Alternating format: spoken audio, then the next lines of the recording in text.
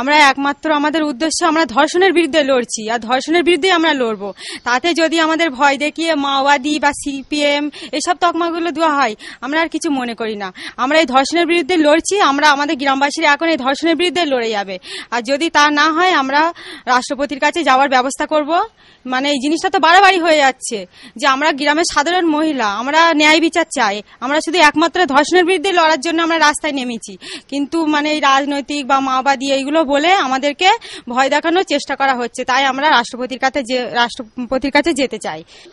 যখন মুখ্যমন্ত্রী আমাদের গ্রামে আসে তখন তো আমরা জানিই না যে মুখ্যমন্ত্রী আমাদের গ্রামে আসবে, তাহলে আমরা কি করে মিটিংটা করব? প্রথম কথা, আমরা তো যদি জানতাম যে আমরা মুখ্যমন্ত্রী আমাদের গ্রামে আসবে 10 মিনিট আগে জানলেও তাহলে না মিটিংটা করতাম, তাও তো জানি না। আর আমাদের গ্রামে এই জবা হাজরা বলে তো আমাদের গ্রামে কেউই নেই।